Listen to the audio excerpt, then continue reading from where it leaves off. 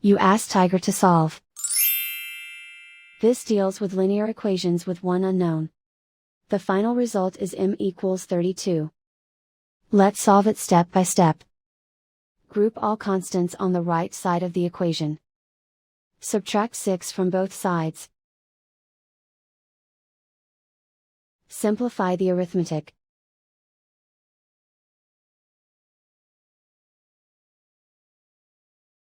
Isolate the m. Multiply both sides by 4. Group like terms. Multiply the coefficients. Simplify the fraction.